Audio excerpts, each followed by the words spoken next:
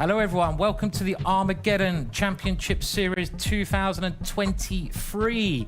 I'm Grandmaster Simon Williams and I'm together with the amazing international master Jovanka Houska, and this is the show that is faster and more dangerous than a runaway tiger. I tried to join in the action there, Simon. And talking about action, this is the second day of our fourth and final qualifier. It's the Europe and Africa tournament. And yesterday, it all kicked off with a marvelous start. We had nail-biting finishes. And let's have a look at yesterday's recap.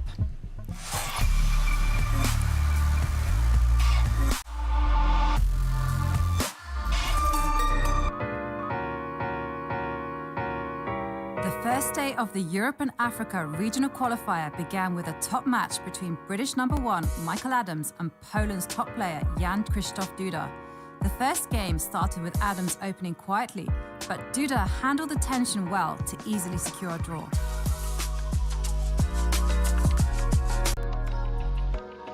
In the second game, Duda looked like he was coasting, but the game became chaotic after Duda blundered.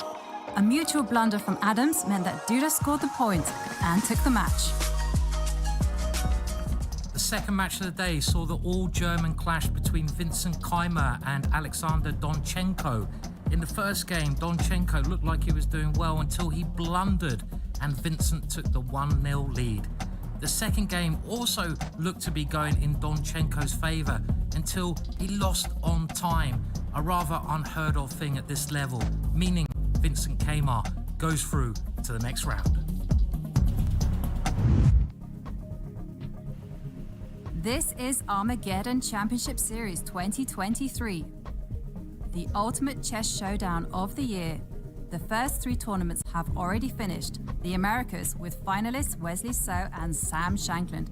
Asia and Oceania with winners Nordibek Abdusattorov and Gukesh. And a special qualifying stage, Women's Week, where Bibisara Asalbaeva and Humpy Kineru showed their best. And this week, our fourth tournament, Europe and Africa Regional Series. 8 of the strongest players compete for a spot in the grand final with a chance to win the Armageddon Championship. All our events are broadcast live from the World Chess Club Berlin on Unter den Linden. This is make or break. Who will make the cut and go through? Don't go anywhere. This is Armageddon. Very exciting lineup. We have some brilliant players, and let's take a deeper look at some of those players in this European and African series.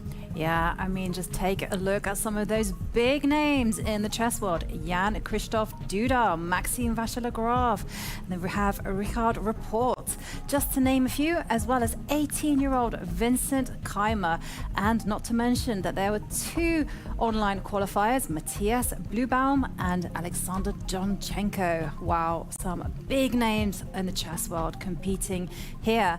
And we do have to mention our partners. As a technology and digital privacy company, Kaspersky supports the secure advancement of chess in the digital space and its expansion into online tournaments. A perfect combination of human excellence and strong technology. Yes, and we should now take a look just at the current situation in the tournament, and we call this the bracket of doom. We have the upper half and the lower half, and remember, this is a double elimination event, so if you lose one match you get a second chance, and we can see the two players going through there. And today's matches, well, the first one is mouth-watering and the second one even more so, I would say. It's going to be a very exciting day. Yeah, and take a look at some of those names. Richard Rapport playing against Jorden Van Foreest. And then we have Matthias Bluebaum, European champion, playing off against someone who's been the world blitz champion, Maxime Vachier-Lagrave. That's right, and we can now just do a deep dive into the first match. And you see the first match of the day is this, two very, very exciting and imaginative players. So this is going to be, well, one hell of a match here with Ricard versus Jorden.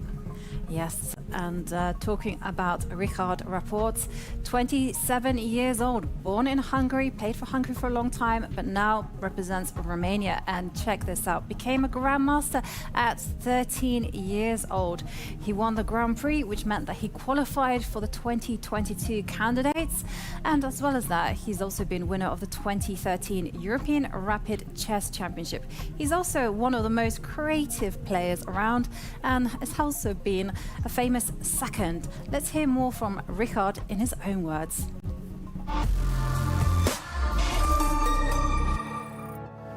I am Richard Rapport. I am from Hungary, currently representing Romania, and I am 27 years old.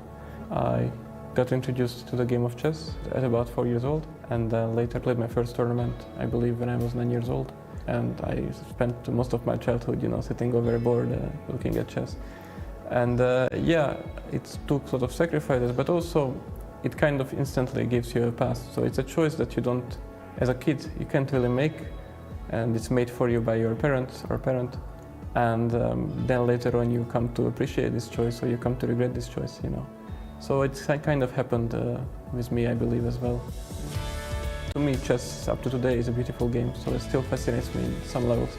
So when someone tells you, you can do for the rest of your life and you can make a decent living or whatever, and you might be the best or one of the best in the world in this, and this is all you will do. Of course, it sounds amazing, yeah. And they proposed to me that I could have my life in chess. Yeah. What a player he is, and probably one of the coolest looking players around. I reckon he'd be in a rock band if he wasn't playing chess there. But his opponent is also one cool customer. We have Jorden Van Foreest, and Jorden is only 24 years old. He was a Grandmaster at 16, and maybe his most famous win was winning what was called the Wimbledon of chess, which was Wakenzi. He's been Dutch chess champion, and he's really such an interesting player. He always comes up with new and exciting ideas, and I expect we're going to see a lot of them today. Let's hear more about Jorden in his own words.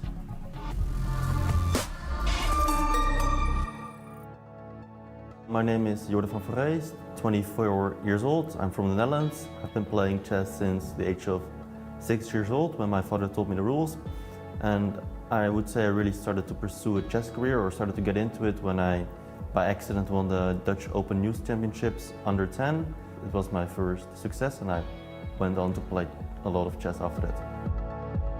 I remember when my father told me the rules, he gave me a book, and he said that if you complete the book, we will have a typical Dutch drink, a chocolate milk, in a cafe. And somehow for me that was like the reason to really finish the book as quickly as possible. And I learned the rules basically by myself, played some games with my father, and yeah, I got the prize.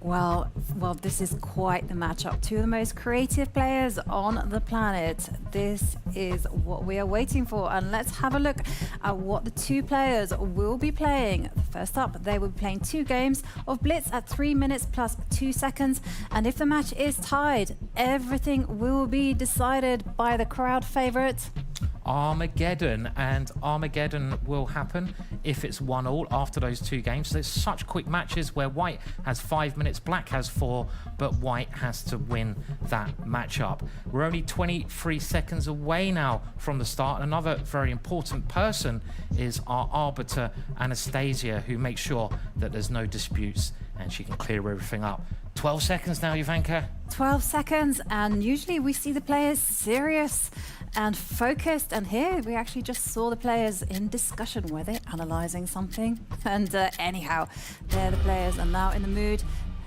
You can see handshake, and we are off. And the only thing I'm going to say about these openings is expect the unexpected. And sure enough, Richard opens with the bishop's opening. Yes, and these two, like we have mentioned, play very unconventional and exciting chess. We see Richard bringing his queen out quite early. This is something you don't often see, but it makes some sense as it pressurizes black's king side a little bit. Maybe the bishop that white hasn't developed yet can come flying out to pin the black knight. That's where it aims at the black knight. So Jorden stops that move from happening.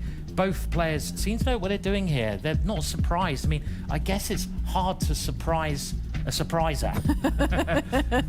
Absolutely. But I have to say, White's opening choice is actually something that is American Grandmaster's Hikaru Nakamura's favorite. He tends to play this when he's playing online games. And, well, we see a trade of dark square bishops. And there on the right, you can see a bar. And if a certain color dominates that bar, it means that either white or black is winning. And also, we do see some hearts there, which are indicating the heart rates of the players. They're not in love. Well, we don't know that for sure, but we doubt it.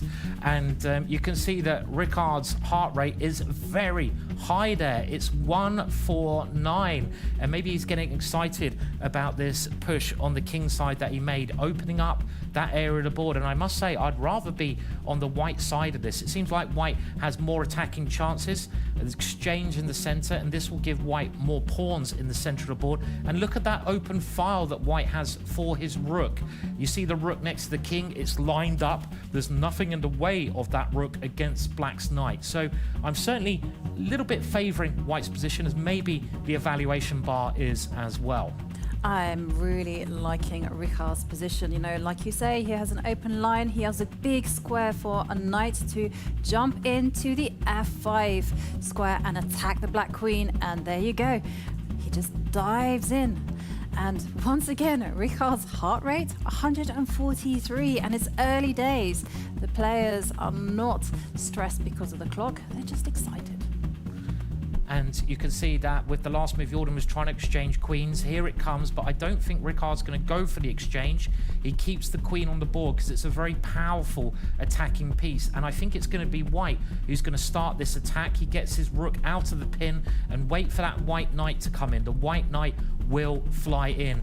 I must admit, Ricard is one of my favorite players in the world. He always has been. I love the way he attacks. I love the way he plays. He always goes for the win, and he always comes up with the unexpected, as Jovanka has said. He's now bringing the other knight around, and here he's got an interesting choice. Is he going to go for the trade of queens, or was he going to give up a pawn? And he decides actually he made a mistake and retreated the knight to where it came from.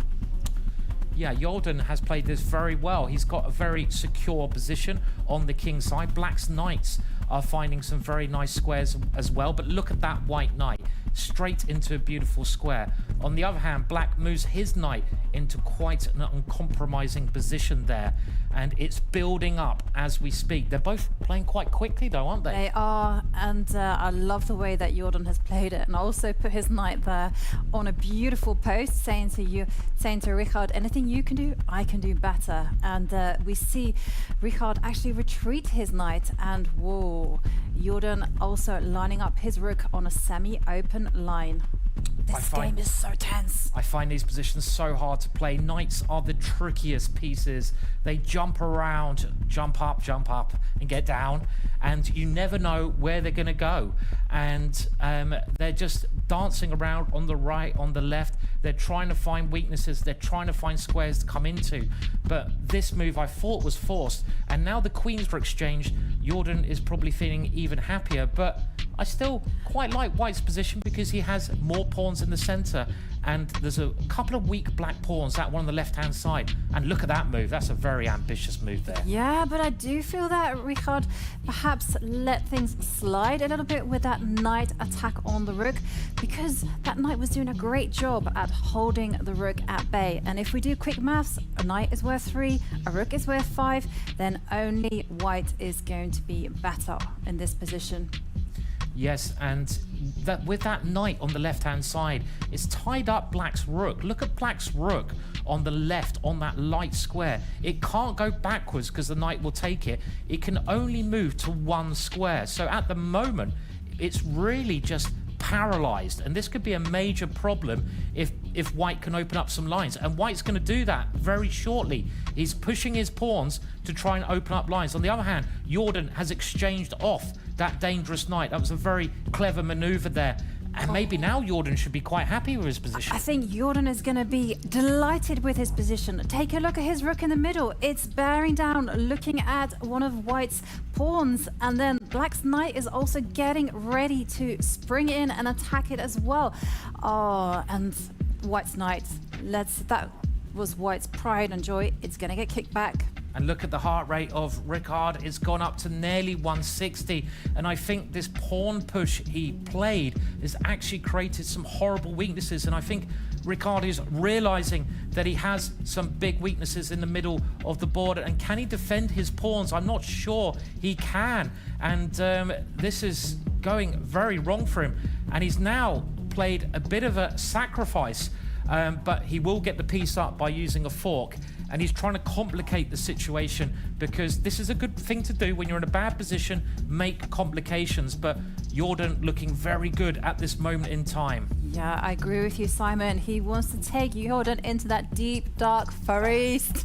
Deep Dark Van Foreest. Yes. I think he has. He's taken Jorden into a deep, dark forest, but Jorden has got his torch and he's found his way out very quickly there. And another pawn in the middle is about to drop.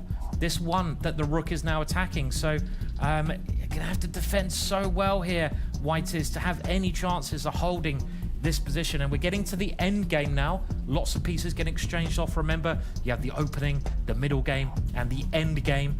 And the end game is often where things are decided. Who has the most pawns in the ending? That will be a very important factor. And I like this move, Jovanka. Black not rushing at all, improving his king for the ending. He is. I mean, he's really just taking his time. But I actually think he let Ricard off the hook a bit, because he did not expect this move, c4. Just suddenly the two rooks are coordinating to defend White's weakness. Yeah, and Richard now has some better chances. He's played this very well. He's managed to not lose that pawn in the middle of the board and to activate his rooks somewhat. He's got to get that king into the middle. He still could be losing a pawn here, because you see with that last move, the black rook is aiming at White's pawn, and he might better take it. But also look at the time, 30 seconds for Ricard against 45 seconds. Keep an eye on the clock. It's such an important factor of Armageddon. Yeah, now it's time to do something before White solidifies the position by bringing in the king. And Ricard is consolidating the defense of the d-pawn. Jorden still a pawn up, but Ricard actually getting some compensation. His pieces have a lot of pressure down that b-pawn. Yeah, you can see the white rooks are lined up, but Ricard can't really do much, and he's just shuffling backwards and forwards, and that black king is running into the middle. Go, Forrest. Run, Forrest. Run. Run. Run, Forrest. But he's coming straight into the middle. Don't forget that two can play that game, and suddenly is Ricard's king also trying to make a dash for the right side. Yeah, so the white king is trying to get over to the right side to find some weaknesses. On the other hand, black has now got his rook around the back. And let's remember, Jorden is one pawn up here, and in the ending, I say that and he's lost the pawn. I know another one's dropping, he's still a pawn up, and the white king, to me, looks so exposed now. The white king, both of the black rooks are going to be able to attack it very quickly, and this is looking so bad for White at the moment. White only has 5 seconds left. Ooh. And you can see Jorden is just hunting down that king, and Ricard, seconds to spare, just dashes out with that h-pawn, tries to create some breathing space for the king. Can he survive it? It's going to be a question of nerves. And it looks like black is going to be just too many pawns up. He's going for checkmate. He's trying to trap the king here. If a black rook checks the white king, it'll be the end of the game. And I don't know if it can be stopped, and he's resigned. White has resigned. It's a win for Jorden Van Foreest, and a very exciting game. And I must say that Jorden played so well in that game. I mean, he just played quickly, confidently, and he didn't really make any mistakes, did he? Yeah, I mean, you felt like Ricard had some pressure there in the middle stages of the game, but it was all down to the poison in Jorden's counter-attack. And woof, that was quite the exciting start. It's what we expected from these creative players, and there you see the accuracy from Jorden. When the king is in trouble, you try to trade off queens, and there Richard actually admitting that he made a mistake and using the knight to blockade. That's right, and that was a very important part of the game because the black queen took a hold on some squares, and it's around here, that last pawn move from Ricard, I think that was where things started to go really wrong. Remember, when you move pawns, they're the only piece in the game you can't move backwards, so you're kind of committed when you move them forwards, and it's kind of like a building. You have the structures of a building, and if you take a brick out of that building, it can start to wobble, a bit like me on some past Friday nights, I believe. So you've got to be very careful moving pawns. And the end part of the game, well, this was purely just brilliant, wasn't it, this end? Magnificent. And the way that Jorden spots that white's king is in a mating net, and there you go. There's nothing to be done. That king is gonna get checkmated. Yeah, the black rook is just gonna come out and check the king at the end there, and the white king was trapped on the side. But as always, there is another chance, and it's going to be tough because Ricard now has the black pieces, but he's very capable of winning with black. He's had some brilliant victories over nearly, well, all the top players in the world at some point. So I'm very excited about this in a must-win situation. What will he play? Something crazy, I expect. Yeah, something tense, something offbeat, and something to keep all the pieces on the board. And has been done before. Will Ricard be able to hold his nerve and win the game with the black pieces? For Jorden, it's all about just holding your nerves. And they're only 20 seconds away now. Jorden looks very calm. He did have the lower heart rate. Remember, that seemed to be quite an important factor. It must be so nervous getting in here, playing for the big money, playing in this very quick format where, you know, if you make one mistake, you could be out of the competition. It is double elimination, so we're not at that point yet. But now Ricard must win with the black pieces. That's right, and he goes for the Grandmaster favorite. When you're in a must-win situation, Oh, I know this. Is he gonna? The black lion. Oh. He's roaring like the black lion. This is one of my favorite openings. Oh my words. You absolute lunatic, Ricard. He's castled. He could have tried pushing the Gary pawn up the board, but this is a much safer way of playing the position. Just trying to keep everything, all the pieces on the board here, which he needs to do. You've got to win the game. Don't exchange pieces. That's a golden rule. But take a look at the way that Jorden has handled this. He doesn't seem to be at all fazed by Ricard's opening, and instead, you know, just bashing out the moves, seizing space. But a big decision now. Does he capture the pawn? Does he step back with the bishop? And he chooses to step back, and take a look at the heart rates. It's now Jorden who's the first to step into the danger zone. Welcome to the danger zone. And Jorden is getting a little bit nervous because he realizes that as long as he avoids losing, he is through to the next round. And I must admit, I quite like Richard's position. Richard is a pawn down. He seems not to enjoy having pawns, but he has good compensation. He moves his rook behind the queen. If you look at that open line where the black rook and queen are placed, he has pressure against white's pawn, but this is a great move.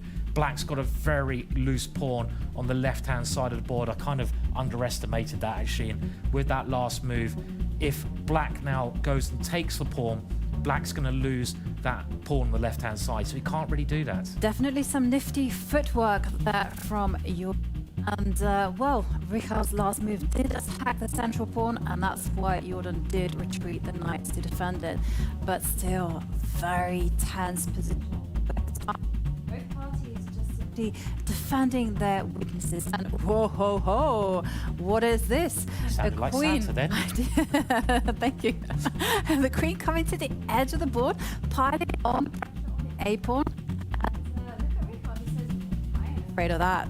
And simply steps up with the rook. I ain't afraid of no ghosts. And he has to defend this pawn though, Ricard. That pawn, the white queen, came and attacked the pawn in front of white's queen. If black loses that pawn, it's going to be really hard because white's pawn is so far advanced. And we see now Jorden just trying to make some exchanges in the position. But the bar, the evaluation bar.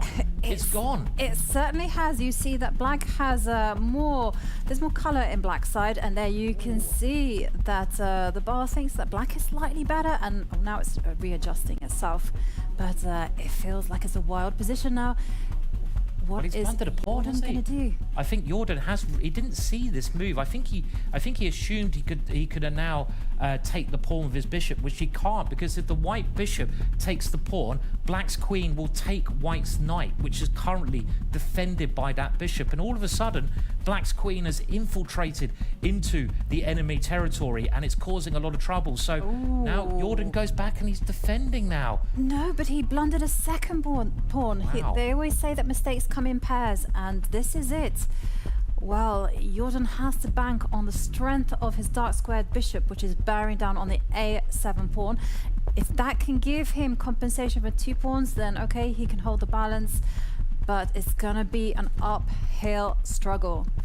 He's done a great job, Ricard, so far to get in this situation of being a pawn up. And I think if it was his move, he would push the pawn in the center of the board. Is he going to do that now?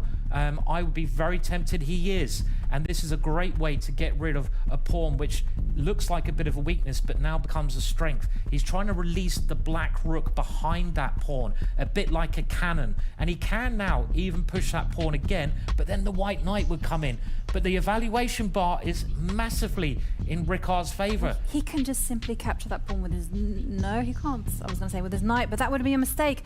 Oh, he goes for that pawn move anyhow. And he says, look, it's not a problem. So, big question. What is going to happen once white captures the pawn in the middle of the board? Well, I think black's idea is to take the bishop, and we're going to see. Look at this. We have chaos. Boom, boom, boom. Exchanges are happening everywhere here. And this is a crazy position, but it should be favoring black because the 2 minor pieces, the knight and the bishop, outweigh the rook. They are 3 points each. They come to 6 points. A rook is 5 points. And that knight is in such a beautiful square there. Could we be seeing our first Armageddon of this European and African series? It really looks like a serious possibility. I mean, just take a look at... Oh, and that's it. That is a killer. Put that in your pipe and smoke it.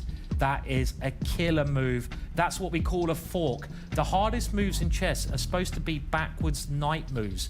And we have Jorden resigning that position, bringing us to Armageddon. And what a move that was. That last move, forking, attacking 2 pieces there. Exactly. That was one very clever knight there. Oof. Well, Ricard managing to win in a must-win situation with the black pieces. Not an easy feat. I have to say, hats off to him. Perfect opening choice, and it just seemed that Jorden was nervous at the end. You're going to get nervous in this time thing. I mean, imagine, you know, you're playing for so much. Every move counts, as we know at this standard. You can't make mistakes, and Ricard plays this very risky setup at the start of the game. But the idea of this is to just keep the pieces on the board, keep tension in the position, and give yourself some very exciting chances later on. And that's what he needed to do. He had to take chances. He had to risk it. And we now got an Armageddon game on our hands, which is going to be fascinating. It's going to be wild, Simon. And here we see the moment where Jorden made his second blunder. This is what sealed his fate. He blundered a second pawn, and well, from here, Ricard is relentless. Definitely, and he played brilliantly after that. I mean, he combined that break in the center, which I think we're going to see with this beautiful tactic where pieces were just getting chopped off the board. You know, like the Van Foreest was getting chopped down there. All the pieces were getting cut with a chainsaw, the Ricard chainsaw. And in the end, it was this move coming up in a second, which was the killer, Jovanka. Yeah, that was just a very unfortunate blunder there from Jorden because, well, Ricard is able to retreat the knight. Those moves are very difficult, and suddenly that knight is looking at 2 white rooks. And there you see the smile. Jorden knows it's completely lost, and well, he will need to compose himself because we are in for a treat. It's gonna be Armageddon in less than a minute. I love myself a bit of Armageddon. I too. mean, so exciting. I mean, let's just remind everyone some of the things that we need to bear in mind with Armageddon. I mean, first of all, White now has to win. It's only one game. White has to win. If it's a draw or Black wins, the player of the black pieces goes through to the next round. And the other thing is, you have a time limit where White has a bit more time. White has five a bit minutes. less time, should I say? Five minutes. But Black has 4 minutes. a bit more time. I got that Yes. right. Yes. Yes. And but you don't get increments, so you don't get any time added on with each move you play. And I love Armageddon because the studio looks so beautiful. I know. They black it out. They completely black it out. The suspense is building. Here it's going to be about who can move the fastest, who can play some very cunning, deceitful chess. And there you can see handshake, and Jorden has the white pieces. And well, Richard has spotted a winning formula. Why repeat something that works so well? It's slightly different though, because in this variation we have a very sharp line here. They're both banging out their moves very quickly. This is all theory. I think I've actually covered this before. I played this, recommended this line with the black side. It's different though because the queens have been early exchanged off, but that's normally a good sign for the player who wants to get the draw, because if you want to get the draw, you want to get pieces off the board. But it's in this situation, the pieces are very fluid. I would now say that White has the better pawn structure. I like having pawns in the center of the board, but Black has the two bishops, and Black has open lines to attack in the middle of the board. So far, all kind of fairly even. Yeah, and Black did have the bishop pair. Richard promptly exchanged the light squared bishop, and ooh, we can see that Jorden centralizing his king and also retreating the bishop so that it points at the a7 pawn. I'm really liking Jorden's position, and bearing in mind he has a 1 minute lead, it is possible for him to grind this one out. Yeah, I'm not sure about his last move though, Jorden, because now Black gets a grip of a square, but look at White's pawns. This is the one benefit of White's position. His pawns are very fluid, and he's now won a pawn. Okay, but I don't know again if that was, it seems a bit odd. Black probably has to castle his king. The heart rates, they're both quite high. This is something very unique for our Armageddon series. We keep an eye on just how nervous the players are getting, because it is very scary being in that arena. Trust me, gladiators of the mind there. The king gets out of the way of the rook, and they're both moving very quickly as well here. Time is so important in this Armageddon one game only match. Yeah, and well, Jorden did have a few weak pawns, and that's why he's pushed his d pawn up the board. But suddenly, Richard has centralized his pieces. They all stand very well. It's very difficult to see any form of advantage for Jorden. And remember, Jorden is in a must-win situation. That's right, and it does. I totally agree with Jovanka. More pieces getting exchanged, and let's remember, if the nearer you get to the end game with equal material, generally the nearer to a draw you get, because the one player won't have enough pieces to win the game. As simple as that. And Black only needs the draw, so Jordan's got to keep trying to pressurize the position. And this last move, the evaluation bar does not like, and Black now tries to activate his rook. Rooks are so important in the end game. This is one of the most important things to remember. Get your rooks active. Even if it costs you a pawn, sometimes getting your rook into your opponent's position is the key factor. More pawns get exchanged. The Black king improves its position there as well. Yeah, and I have to say, it is looking very solid for Richard, and he's got good line for the rook. The bishops might get traded off. It's not in Jorden's interest to allow it. Uh-oh, uh-oh, uh-oh. No, whoa. Blunder. Oh, you can see that, the reaction on Jorden's face. He realizes that he might have blundered a piece there. That white bishop in the middle of the board, it's pinned down. Is there anything that can be done? He's going for some tactics. Maybe he's found a way back into it. He's checked the Black king, and oh my words, I think he survived this. Richard rushed that last move, and he didn't need to do that. Where does he put the king?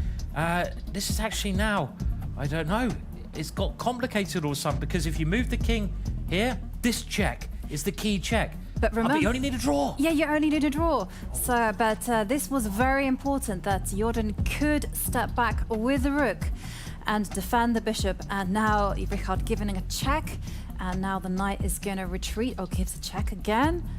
But remember that king has to maintain contact with the bishop. Maybe this is enough to actually force the draw.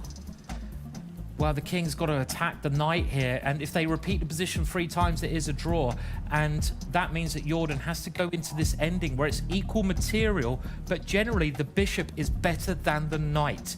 Why is the bishop better than the knight? Because you have pawns on both sides of the board. The bishop is a long-range piece. It can act on both sides straight away, but the knight is a short-range piece, so it can only work in one area of the board, and you can see that black is now going to win a pawn. This is looking very, very promising for Richard at the moment. He's a pawn up. If he keeps his cool, he will be okay, but he's getting quite short of time here. He is, and take a look at the maneuvering that Jorden has done. He's actually, oh my goodness me. It's a race. We're off to the races, and unfortunately black is winning, and you can see the shake of the head. Oh, Richard nodding there. He's worked it all out. It's a win for him. He will queen faster, and that's why Jorden could not grab that bishop with the knight. I love that though. One player was shaking, the other one was nodding. We're clear, and we have a result. We know now that Richard, brilliant, won that game with the black pieces. He wins 2 games in a row to go through to the next round. He must be feeling so happy after going 1 down at the start there, Jovanka, and yeah, pretty devastating for Jorden. Yeah, I mean, it really was heartbreaking game, but what a wild ride the players have had. Well, just amazing so far. I mean, first Armageddon as well, and it all came down to some blunders. Yeah, it did indeed. I mean, there's tension was so high. I mean, we'll have a look how high Richard's heart rate got. I think it got to like 165, so the same kind of pace as running. And we get to the end part of the game now, and we can see that here there was a big moment. The rook pins that bishop down. That means the white bishop is pinned. It can't move because the white king will be going into check. Jorden did brilliantly to get any chances after that, but it wasn't quite enough. Richard just kept his cool a lot better. Yeah, and here we saw some great defending from Jorden. He's managing to save his extra piece, and it looked like here Richard was about to lose control, maybe even grant the advantage to white, but it wasn't quite enough to actually win the game for Jorden. No, I mean, I think that was a bit of a rush move there, but it worked out okay for black in the end. And let's have a look at the final moments. The problem here, this is the final move. Black is a pawn up, white needs to win, and that pawn is going to become a queen, or white is going to lose the knight. There's no way that Jorden can win that game. So it was, yeah, just a very nice ending there from black, and black did a brilliant job of doing and going through to the next round. Well, it was tense, that one. It was. We got our first Armageddon as well. Whoa, so, but anyway, we do, I think very shortly, we're going to have our normal interviews and hear how things are getting on. And we have our first interview with the loser there, Jorden. So. Hi, Jorden. First Armageddon, didn't work that well. How do you feel? Yeah, it was a pity, but it was a fun match. I think I messed it up in the second blitz game when I mean, with white you shouldn't be losing, and then Armageddon anything can happen, but it's a pity to lose, of course, but it was a fun match. How did you feel after the first game that you won? Pretty good, but there was not much time to enjoy because the second game basically started straight away, yeah, so. Was there any specific moment that you felt, oh, no, I'm going to lose in the second game? Only at the very end I missed his knight fork on my rooks, and then I realized it was over, so only at the very last move. If there's one word to sum up the match, what would it be? Tense. Okay, then one question still. You're from a big chess family. What are you guys doing when you're all together? I would say we only get together at dinners when we're home, so we don't do too much together, unfortunately. But I think that's also because we're never really together. So the last time we were all together, we actually went out to dinner for restaurants. Okay, thank you so much and best of luck in your next game. Back to the studio to Jovanka and Simon. Thank you very much, Sonia. And it is our greatest pleasure to have Richard Rapport with us in the studio and talk us through that whole match, because, of course, game one started with you losing. Yeah, I didn't start well. No, actually, I think, to summarize the match, it was one of the worst blitz chess I think any of us has played, which is, you know, not high quality for me anyway, because it's blitz and, well, I know myself too well. I felt like the games were we were both very nervous probably, I think, because of the atmosphere. It's very new, you know, not very often you have, you know, makeup and these lights and everything, yeah, done to you. So yeah, I felt like the first game was just horrible from my part. And then, kind of desperate to come back, I, you know, took some desperate decisions, and then it was very bad from his part. So, like, we kind of were a tandem in this way, I think, yeah. Yeah, it's very scary being in that environment with the lights and everything else, and we can see that your heart rate, understandably, it went up to 171 there. So it's scary feeling, huh? Yeah, I was going for a record actually. 180 something is our record. Yeah, I have another day at least to try. Next time you could break the record. But you got through, so that's the most important thing. And now you can relax a little bit. How do you relax in between? Well, you know, okay, in between the games, of course, it's very tense, but other than that, my whole day is free. So, and since it's Blitz chess, I don't particularly believe preparation would help much. So I just enjoy Berlin with my wife. I'm here with Jovanka, so having a very nice time so far. Yeah. Mm-hmm. And you mentioned that you didn't do that much preparation, so are you sure? I mean, you're not practicing over the chessboard? I mean, look at the games, yeah, come on. It's very insulting if you think I did, yeah. So you have one day off. I mean, how will you enjoy Berlin? It's very nice. I've played actually. I stayed in the same hotel, same playing hall, same area. Everything was the same in the Grand Prix in last year. So I really liked it then as well. It was shorter than I have hoped, but now already longer than I expected. So, you know, I'm having fun. Yeah. And talk us actually through the emotions of Armageddon, because this is the one thing that we really love about this tournament. Yeah, actually for me the Armageddon game was the calmest problem. Maybe my heart rate tells otherwise, I don't know, but it felt like, you know, you got used to it. For me this first two Blitz games, I mean first one especially, because it was kind of a wake-up call, but it was kind of, you know, out of shock. Yeah, I'm here a whole day waiting for, you know, to start, and we start, and then it's 3+2 right away. Such an important game, yeah, right away I'm playing extremely badly. So this was kind of a new experience, not in a good way. The Armageddon one was something that I'm already familiar with, so more or less the same stuff, yeah. Hopefully it'll be a bit more relaxed now, because you've done the hardest, you've done the first one, so you know, it's going to be exciting. Have you got any other ways you're going to prepare? Just relax, not look at any chess, or will you play some blitz or anything? Well, that's the plan. I believe actually that, you know, there is some quote which is like that if you have studied the whole year very carefully, then in the day of the exam there is no surprises, you know. So I try to pretend that this quote implies to me as well, and that I have worked so hard, you know, that now it's too late, yeah. Have you worked so hard? Well, we'll see. Probably not hard enough. Yeah. Beautiful quote. Yeah. I think I might steal that one from you, Richard. Thank you very much. Yeah. Yeah. And just quickly, let's have a look at the brackets, because you'll be facing the winner of between Matthias Bluebaum or Maxime Vachier-Lagrave. I mean, which player do you prefer, or do you have a good track record against? Well, yeah, I probably would clearly prefer Matthias. But I mean, it's Blitz chess, yeah, so I would say I prefer him. He comes, he beats me in 5 minutes to 0, yeah, and then I will end up really stupid. So, yeah, I don't know. They are both, you know, very strong. Okay, Maxime was a world champion in Blitz, so obviously he has some more accolades to his name, yeah. Yeah. Well, thank you very much for joining us in the studio, and once again, congratulations on winning your match. Thanks. Thanks.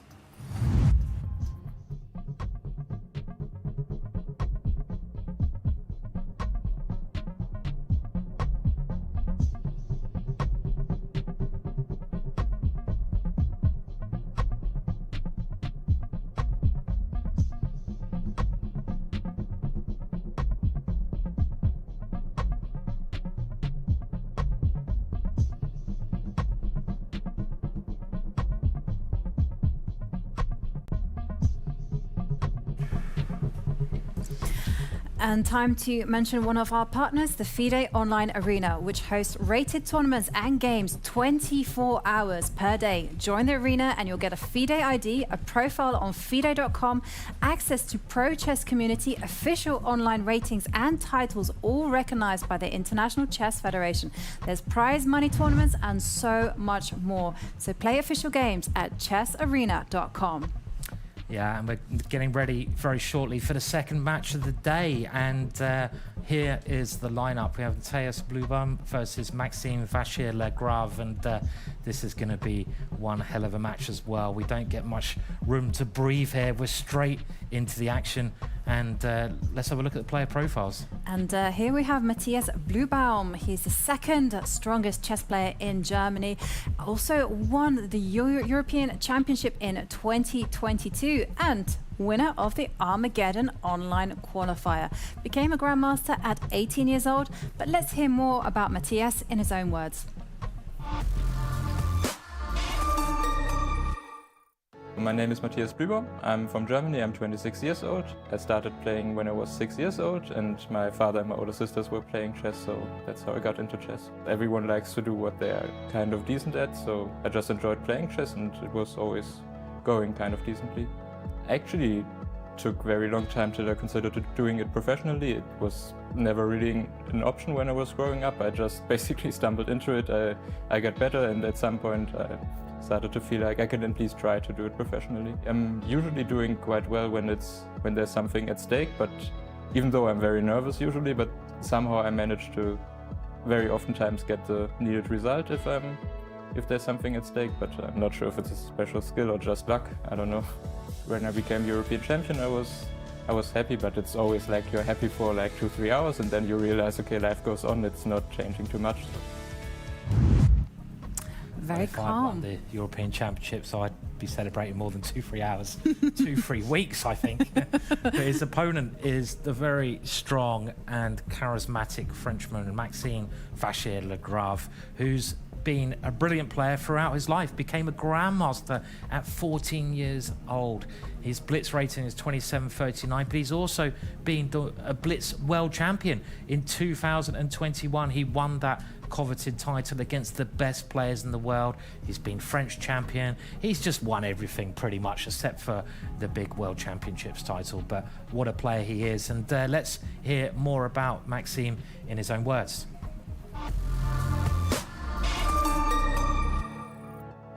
I'm Maxime Vachier-Lagrave. I'm from Paris, France. I've been a chess player since I'm 5-year-old, also World Blitz chess champion in 2021. I have a liking for mathematics as well. I actually pursued a degree. I still like mathematics, but I don't have as much time as I used to, and I really want to focus on my career. It's quite difficult to balance, but of course you can never reach absolute perfection in chess, so you're always pursuing improvement year after year. I have some memorable moments. I won in a tiebreak against Jan-Krzysztof Duda, who's actually playing here, and it was in Warsaw, so it's home country, so it was really intense. But of course, it's not the only one, and I hope there are many more to come as well. Oh, well, this matchup is going to be intense. We have Matthias Bluebaum from Germany, number 2 player of Germany, and he has a very solid positional style, and he's up against Maxime Vachier-Lagrave, one of the finest tacticians in the world. We are seconds away from this match happening. Yeah, it's going to be really exciting, and we talked about Matthias having a positional style. Maxime is good at every area of the game, which you have to be when you're grandmaster, but he really is a wizard at tactics, and maybe that's something to do with the mathematics, working out formulas, working out calculations, as other chess players in history have been, like John Nunn, one of the earliest grandmasters to get into, I think it was Oxford University, and maybe there's a link there, but they're getting ready for kickoff, 5 seconds away, and we have Matthias with the white pieces. Can he pressurize Maxime in this first game?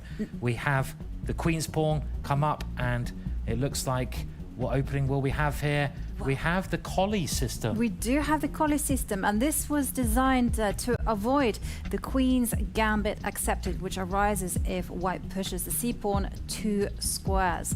And Maxime actually deviating from his normal favorite, which is actually to play the Grunfeld. And well, we'll see how Maxime deals with the first surprise. And well, he reinforces the center and gets ready to develop the light square bishop. Wow. And well, out it comes anyhow. I know this position very well, Jovanka. I've actually studied this quite a lot from the white side, done a course on this, and this bishop f5 is supposed to be a pretty good move. Fairly even position, actually, this variation. It certainly is even, and you've got to be careful with where you put that light square bishop, and that's why Maxime moves it forward. But that bishop is going to get either exchanged or chased away. And black playing very, very solid chess here. He creates this triangle in the middle of the board, and that's a really hard formation to break down. Maybe a bit mathematical there. A triangle in maths, well, I guess more in maybe physics, is a hard structure to break down. And we could see some exchanges here. White going for it on the king side there, pushing his pawns quite far up the board, and he's going maybe to attack the black king there. Could be heating up nicely. It is heating up nicely, and you also have to remember, when you push your pawns so far up the board, you do leave behind weak squares. You have to remember the little line from Spider-Man, which says, with great space comes great responsibility. Is that right? Okay, well, No, there we go. actually, they use great power. Great power. Yeah, I think I know that one. And the queen just slides over there to protect the pawn in front of it. And white can now just push those kingside pawns forwards. He can push the h pawn. The heart rates, we should talk about them. They're pretty stable. They're a lot lower than the last match. Maxime Vachier-Lagrave is keeping his heart rate under 100. Seems really chilled out. And Matthias is having a very sensible heart rate there. I mean, are they a lot more calm than the last two players, do we think? Well, they certainly are starting off calm. I mean, we have to say that Richard actually started around about 120, and that was already in game 1 from the beginning. But we did see Matthias actually confess that, yes, he does get extremely nervous in these moments of high tension, but somehow or other he's able to hold his nerve and play well. He called it his superpower. His superpower. We could all do with a superpower like that, and it's a very unique situation here. White's pawn is like a little sort of scout there. It's scouted right into black's half of the position on the right hand side. But the good thing for Maxime is he's kind of blocked lines down, and that means he will probably be able to put his king over on the right hand side, castle the king, because you need open lines to attack your opponent's king.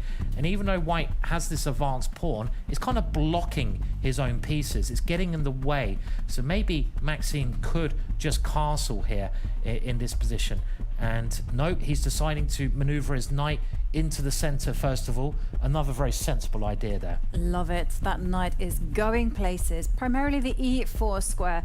And I'm expecting white to actually do the same, because to take a look at those pieces on the left-hand side, the rook and the bishop, they're not in the game, and white needs to find a safe haven for the king.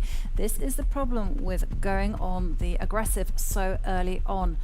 And well, Matthias actually taking even more space and securing the h5 square, and here comes your move. The black king is in safety. Yeah, there's 3 things you should aim to do at the start of the game when you're playing chess.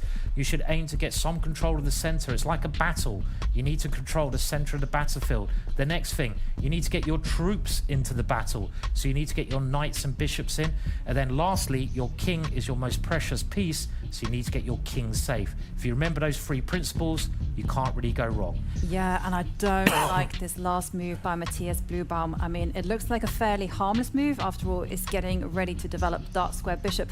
But take a look at the consequences. There's now a c3 square that's up for grab. The black bishop can also come to the b4 square and line up against that knight sitting on d2. So Matthias in serious trouble here. And well, Maxime Vachier-Lagrave actually jumping in with a knight, and Matthias, only 35 seconds to handle these very bad complications that are heading his way. Nice move there from Maxime as well. The bishop attacking white's queen. You don't want to lose your queen. And look at black's rook. What you want to do with your rooks, you want to give them open lines. And that black rook has a beautiful open line down towards white's king. And the time for Matthias is going down. And Maxime just moves his queen. Maybe he's ready to push the pawn in front of it. He can bring his knight out next. And it's a tricky situation for Matthias. He gets his king safe, finally, onto the queen side. I say safe. I'm not sure how safe the white king is, because black has plenty chances to attack it later on. But first of all, Maxime just increasing the pressure on that open line, and the queen there could be in a bit of trouble as well. Those pawns on the left-hand side could also be in trouble. It's looking all one-way traffic at the moment. It certainly is, and there goes one pawn. I'm expecting the second pawn to fall off the board, and there you go, attacking the queen. And Matthias, well, he has under 15 seconds. He's in survival mode. He has to initiate chaos somehow or another. Okay, so in this position, the queen comes over and black now takes the pawn there. White moves in the center, but black is 2 pawns up in this situation. So as long as Maxime can keep his cool, it's going to be very good for him. More exchanges. Who do exchanges favor? Exchanges should favor the side that has the extra material. The queen comes out giving a check there. It's not all over for white at the moment, but the evaluation bar actually thinks it is all over. But there's still pieces on the board to get some chances. But the time situation, have a look at the clock. Matthias has upped his pace here. He's got 20 seconds. Maxime's going a little bit slower. What he would love to do is get the queens off the board, try to swap the rooks off the board, and then those 2 extra pawns could just motor on down the board. And he's doing that. He's trying to get the queens exchanged. And what does Bluebaum do here? Does he exchange queens? He can't do that. He's got to keep the queens on the board. He goes for a rook exchange. Where's the queen going to go? It stays on the board here. And all that black needs to do is get those queens off, and the end game will be winning. Remember, in the end part of the game, you just want to promote your pawn. What that means is getting one of your pawns and moving it all the way to the other end of the board. What happens when the pawn gets the other end of the board? It can become a queen. That is a pawn's dream, to become a queen. And at the moment, they're both just playing more moves. Another exchange of rooks there. It is another exchange of rooks, and you see Matthias manages to snatch 1 pawn there on the left-hand side, but all the action is happening on the right, and that pawn is gonna come marching. This is messy though. It is messy, and we see Maxime give a check. I mean, ooh, the hesitation as both players are under 15 seconds. And Maxime could have taken a draw there, but of course he plays for the win. His queen defends his pawn, and now that pawn is only 2 squares from becoming a queen here. That pawn on the right-hand side, the H pawn. White's trying to stop it from moving forwards. Maxime uses a check there, and now he goes for exchange of queens, and that white queen was stopping black's pawn from coming any further forwards. Only 1 move. Oh, but it was to actually intercept that with the bishop. Okay, no, that pawn was gonna reach its destination, and that's why Matthias actually resigned. Great victory for Maxime Vachier-Lagrave. Yeah, an important victory, and when you win with the black pieces, it counts a little bit more as well, because it's easier to play with white. You can kind of dictate how the game goes when you've got the white pieces, like having the serve in tennis. You can kind of decide what kind of position you want. But just a very good game from Maxime there, Yeah. which we must expect from a previous World Blitz champion. And well, it was around here that black's position just got better and better, wasn't it? Yeah, absolutely. And pawns just started falling from the board for white. And Maxime, once again, here it got a little bit wild with Matthias activating the queen. But in the end, it was all about the H pawn and how quickly it could reach the destination, the promotion square there on H1. Yeah, the pawn was just too fast, and we were talking about how at the end part of the game you want to get your pawns to the other end of the board because they transform into a more powerful unit, and that's exactly what Maxime was able to do. And this was a brilliant idea. He blocks the white queen. If the black queen is captured, the white queen is captured, and then black's pawn is unstoppable. It's further up the board, and you can see there's no stopping it here. It's going to turn into a second queen, and that's why Matthias resigned in that position. Now, Well, Matthias now does have that uphill task of winning with the black pieces, but we did see earlier on today that Richard Rapport also had that same objective, and he managed to turn the tables and win it and take it to Armageddon. But Maxime Vachier-Lagrave with the white pieces will be looking to steady the ship and play a very solid game. yeah, it's not really Maxime's style to play too solid. He's a very tactical player. Of course, he can play solid chess very well. He's a great defender at the same time. I wouldn't like to be in black's position here of having to win against one of the best players in the world with the black pieces. But let's see what he can do. Can he come up with a miracle, Matthias? Can he at least complicate the game and get himself some chances? Heart rate's gone right down. He's obviously very good at relaxing himself there, and they're off. And there is an opening called the French defense. Oh, and the middle pawns get off the board. So Maxime saying, you know what? If I want to play solidly, I can. Of course he can. He's one of the greatest players in the world. And this is what you do with the white pieces. You dictate how the game goes. That's the advantage. It's like, I want to play in this manner, I can force it. And he's bringing his pieces out. That last move looks quite risky because now the black pawn can move forwards and pin the bishop and the knight, and it just shows how tactically alert he is. That'd be a major blunder because white's bishop could take that pawn, relying on some very nice tactics there to get the kind of position he wants. Good opening choice, I'd say, going for this variation because you don't risk much, and that's something when you got the advantage you should aim to do. I don't know what black does here because the white knight is now threatening to take the pawn on the left-hand side. Remember, knights move like L shapes, two along, then one to the side. That's how we're taught. I mean, so sideways L's, they can go forwards, backwards to the side. They're tricky pieces, and you can see already, doesn't look very happy, Matthias, with his position at the moment. Yeah, he certainly doesn't look happy, but okay, there are some traps lying ahead. He has to just develop the light squared bishop and protect that pawn. And Matthias is getting into a long think. What could he be considering? Only seems to be two plausible moves. Defend, develop. Just do not pick up that f-pawn as Simon has indicated. No, Matthias is too strong to move that f-pawn, and it does look like he needs to move his only undeveloped minor piece, the bishop, to defend the pawn. He has done, but that is a miserable square for that bishop. It's trapped in behind its own pawns, and you kind of caged in one of your units, and you don't want to do that. You want your units, especially your bishops, to have lots of range. You don't put an archer into a bunker because he won't be able to do anything. You want to release the archer, release your sniper. So already I think white would be happy the way this is going. Maybe now white could consider bringing his other knight out. The one plan I can see that black has is to move one of those double pawns forwards one square. This is the plan that could release the bishop. Okay, just improving another piece there. Yeah, and that's a very nice natural move. And Maxime Vachier-Lagrave has a very comfortable time advantage as well. Remember, this is such a fast time control. And Maxime retreating the knight, putting it on its perfect square and controlling that pawn break that Simon highlighted earlier. And now white's bishop has to move. It is attacked. It has many squares it can move to.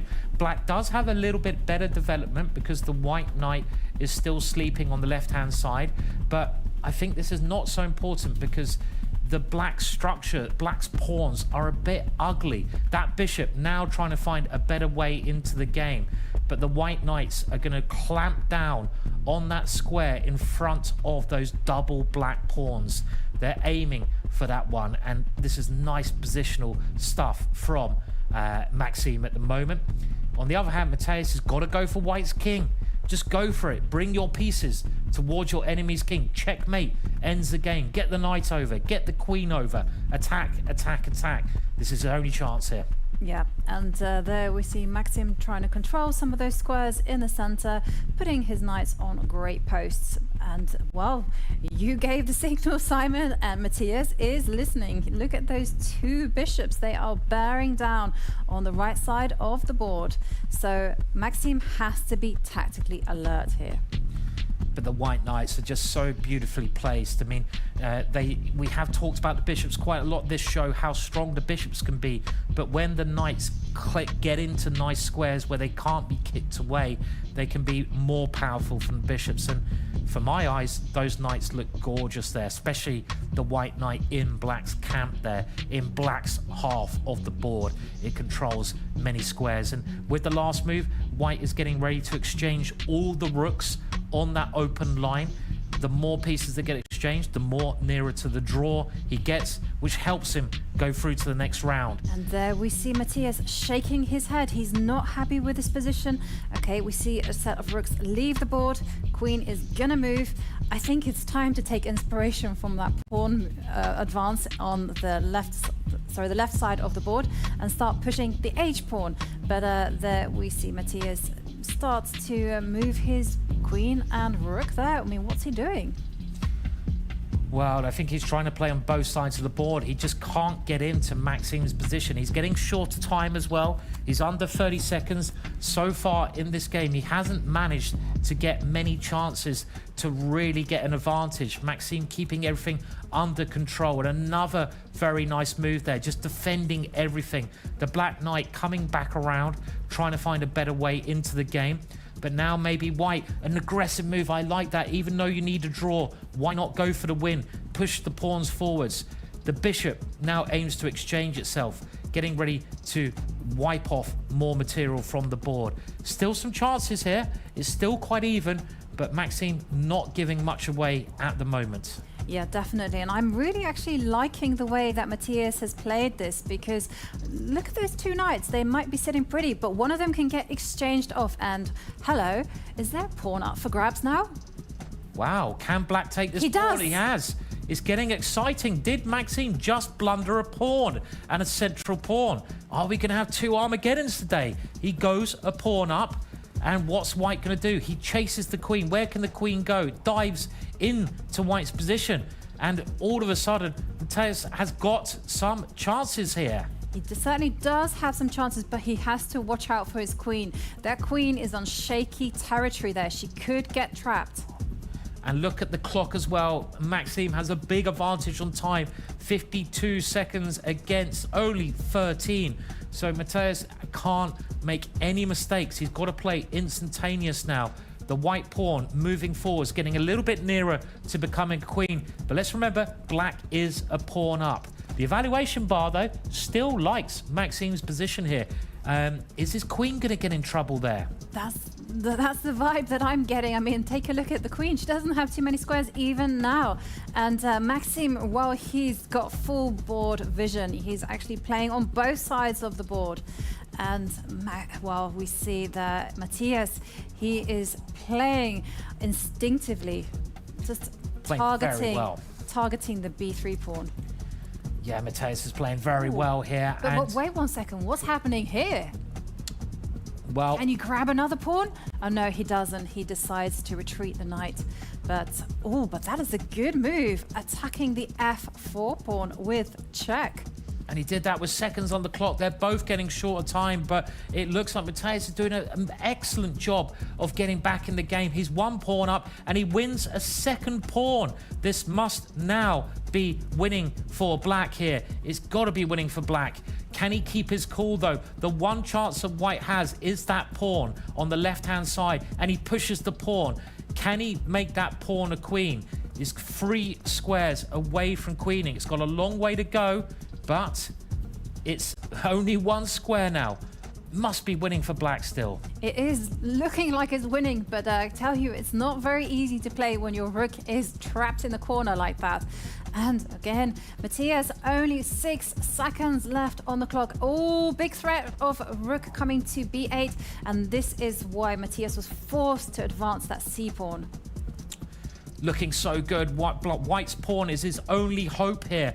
On the other hand, black is being really annoying with all of his pieces, all in the center. But hang on a minute. There's a big move there. It's a check. The black king has now got itself into a horrible situation because the white rook is going to come and check it. And it's turned around. Matthias has lost a very promising position at the end there. That's just how tricky Maxime Vachier-Lagrave is. He can flip the game in 1 second, being ex-Blitz world champion. Yeah, and there we see the final score in the match. 2 points to Matthias, 0. Well, in the end, Maxime proving to us why he was the world Blitz champion in 2021. What a game. And again, the player is entertaining us with this chaos when there's just seconds left on the clock. Yeah, I mean, it was so... That kind of just jumped to life in the end part of the game. And you can see around here that black is able to grab a pawn. And this is when, all of a sudden, Maxime loses a bit of the control of the situation, and it got quicker and quicker from this moment on. I mean, I was struggling to keep up with who was doing better after this moment, but it seemed like Matthias was going to get it down to Armageddon at some point. Yeah, I mean, it's around about here that Maxime actually starts losing control. He's gave up another pawn, and Maxime has one asset in the position, and that's that passed A pawn, and he uses it well. He did, yeah, and he used that. That was the winning pawn in the end. That little one, it was like a one soldier just running up the board, you know, without his mates, into the enemy half of the game. And this was the end part. I mean, look at that white pawn. It's gone as far as it can go. The black rook is blockading it, but with this next move coming up very shortly, you're going to break the blockade. The bishop guards the pawn, and the black rook now is going to come and check the black king, supported by the pawn, and there's nothing that black can do to stop it. So black resigns, black gives up in that situation, and well, it was a tense game, but 2-0 to Maxime in the end. So I think we are able to have an interview with the loser now, so we'll go over that. We're here with Matthias Bluebaum. Matthias, how do you feel about this game? Yeah, pretty bad. I mean, I play terribly, so I don't know what to say. Is there any word which you can describe this game for, or this match? Like both matches, I played pretty disgustingly. I don't know. I mean, like the first game, I just played like a complete beginner and learned all my pawns. The second game, I played terrible from the opening, but I got some chances. Actually, I mean, maybe I was even winning, but okay, I'm just too bad at chess for that. How did you prepare for this tournament? Nothing special, to be honest. I mean, of course, I try to check some openings, but it's blitz chess, so like after a few moves, usually you get some completely random position you didn't expect. So yeah, I was just trying to be in shape. Okay, and how do you like this tournament so far? I know you lost, but still, how do you like the format? In general, I like the format. I mean, I like blitz, so I definitely enjoy the format, but of course, if you lose the first match, it's not so nice, yeah. Okay, thank you so much, and best of luck in the next game. We go back to the studio to Simon and Jovanka. Yeah, normally I go 120. So we're back in the studio now, and we have the winner of that match, and ex-Blitz world champion. So how did you find that? Do you want to talk us through the first game first, Maxime? Yes, I didn't expect Matthias to go for this line, and so but I managed to go out well to close the center, and then suddenly his pawns on the king side were overexposed. I took care of those 2 pawns, and then it was a matter of a little bit shaky technique, but it's tough to play blitz after to play the first game, you know, to regain rhythm. Mm-hmm. Yeah, it's quite a scary experience. Other players have said, sort of, you're thrown into this studio, the lights are there, and you just have to play. How did you find that? No, that was okay. It just, when, you know, at some point I was like maybe a bit relaxed, and then I look at the clock and suddenly I didn't feel that relaxed anymore, so I sped up a bit. Well, Yeah. talking about relaxed, we can actually see your highest heart rate was 122, which is pretty low considering you're under some stress. Do you have any secrets? Have you been training hard? No, I don't have any secret. Actually, my heart rate is pretty high, at rest. But I already played a tournament in Isle of Man, actually, where I had this heart monitor, and I think I was going like up to 115, where some players were going to 160 or something. So Okay. I know that in the game, at least I can keep appearances of calmness, French. Yeah. French chilling. French chilling. I like that. You look very relaxed there. Yeah. You seem very relaxed now. It's a good way to have it. So Yeah. the French chill. Is that what we Exactly. call it? Yeah. Yes. So, okay. And talking about the French chill, talk us through your second game. It went very well because it was my preparation, but then I let things slip out of control, and Matthias found a few good moves, won a pawn. That was a bit scary to take, of course, with his queen so much stuck, but then he managed to unentangle, win the second, the third pawn, but in the end, in the time scramble, my a pawn. Well, it's the French Harry, yeah, because we don't French pronounce the Harry. H. So Okay. So, Yes. so this is not the Harry pawn. It's the Harry pawn. yes, Or the Harry. Harry. Yeah, Okay. like- Good. Yeah. I like it. The French Harry, and it did the job for you. in that Exactly, game. yeah. So yeah. So an interesting experience though. This one. This sort of being in the studio and everything. For sure, no, it was a lot of fun. It's very enjoyable to play. I hope it's very enjoyable to witness as an audience and as spectators as well as commentators. Yeah. Well, sometimes spectators as well. I think it's fair to say that we enjoy watching as well, and we can have a look now at the bracket and actually see who you're playing and where it stands. So we can see you're playing against. Richie, yeah. Yeah, Of course, Richie. I watched that match with Jorden. It was very close, hard-fought match. But of course, Richie is no beginner. I know him. I've played him many times, even this year. And yeah, I expect a great match. Of course, it's a bit of security that even if you lose, you're not going back home quite yet. You have a second chance. So this is quite nice. So the nerves might play a bigger role once you get that loss. Hopefully, I don't. But Yeah. anyway, Just keep the French cool. Exactly. Yeah, that's all you need. The French cool and the French Harry. And then you'll be all right. Exactly. And you will have a free day tomorrow. How do you intend on spending it? Are you Yeah, I know a little bit the area around here. I've played actually a FIDE Grand Prix last year, but also a few weekends of Bundesliga that were very nearby. So I've already had some experiences in the restaurants, and of course going to Brandenburg Gate as well. I don't know if I'll do any real sightseeing tomorrow. Maybe go to the zoo or something. I'll leave it to how well rested I feel and whatever I want to do, because maybe I'll put in some work as well. Good. Well, we'll enjoy your free day. And, Thank you. Yeah, thank you very much. And very exciting match there. We can, we can have a look now at some highlights, I think. Yes, I think we can. Thank you very much. Yeah, thank you. Thanks.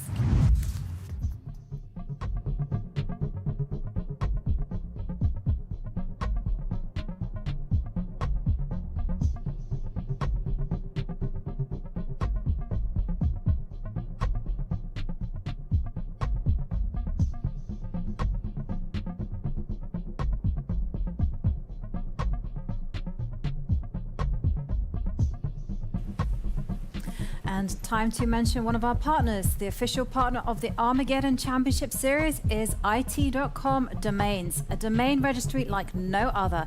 It provides a platform for anyone to create innovative domains and effectively showcase their online presence. Don't miss this opportunity. Visit IT.com today and create your unique online image. Great day of chess again.